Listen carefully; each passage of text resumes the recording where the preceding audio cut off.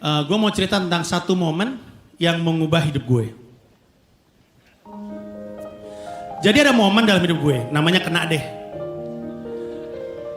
Kena deh mengubah hidup gue. Jadi cuma ada Panji sebelum kena deh dan Panji sesudah kena deh. Panji sebelum kena deh, rakyat jelata, manusia biasa, ya kayak lulu pada inilah. Setelah kena deh, gue jadi seorang entertainer.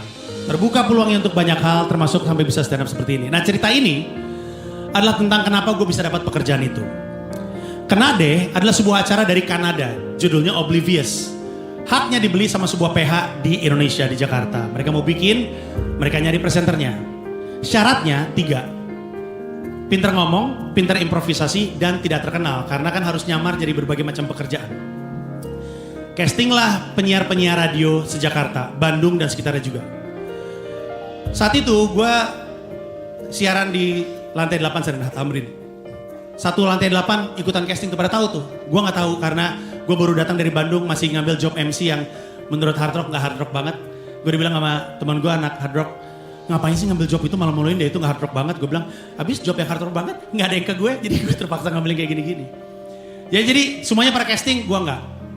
Setelah berapa minggu, talent coordinatornya namanya Tasya ditanya sama bosnya, bos PH-nya, gimana? Udah casting? Udah.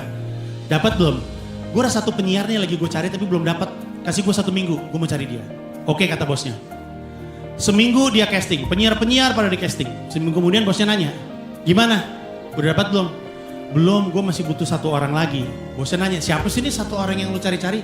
Ada namanya Panji Pragiwaksono, dia pas banget untuk acara ini. Kasih gue 1 hari.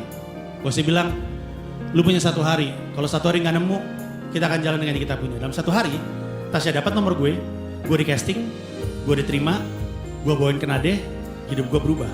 Nah, gue tahu cerita ini ketika setahun selesai syuting kena deh. Jadi kena deh cuma setahun, gak diperpanjang sama TV-nya. Terus kami kayak makan-makan perpisahan gitu. Dalam perpisahan itu si Tasya cerita barusan. Terus gue kaget, berarti waktu itu lo ngotot banget pengen gue. Iya, gue nyari-nyari.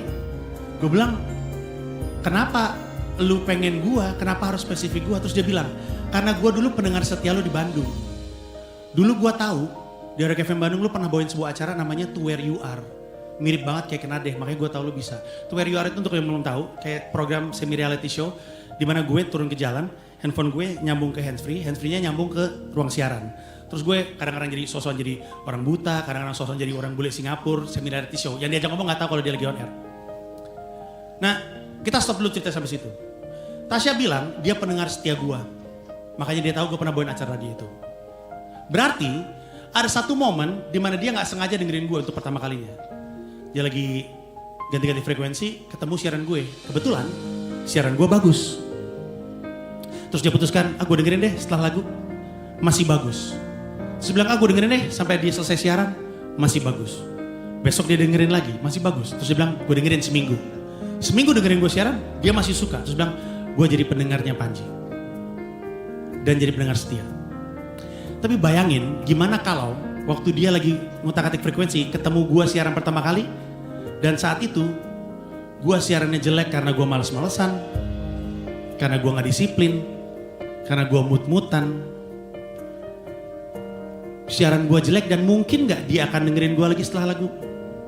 Mungkin gak dia dengerin sampai akhir siaran. Mungkin gak dia dengerin selama seminggu. Mungkin gak dia jadi pendengar gue, apalagi pendengar setia gue, gak mungkin.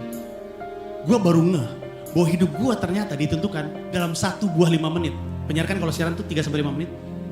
Yang kalau ternyata 5 menit itu gue jelek, hidup gue gak kayak sekarang. Banyak orang nanya, Panji kenapa ada yang sukses dan ada yang enggak? Kadang-kadang gue berpikir, kita sering banget menyia-nyiakan kesempatan yang diberikan kepada kita. Karena penontonnya dikit, karena yang nonton gak penting, mungkin bukan orang-orang jawaban yang penting. Padahal waktu gue siaran, gue kan juga gak tahu bahwa pendengar gue seorang mahasiswi Unpad suatu hari akan megang sebuah jabatan di sebuah PH yang ngasih gue kerjaan yang mengubah hidup gue gak tahu itu. Tapi gue disiplin, gue tidak menyia-nyiakan kesempatan itu.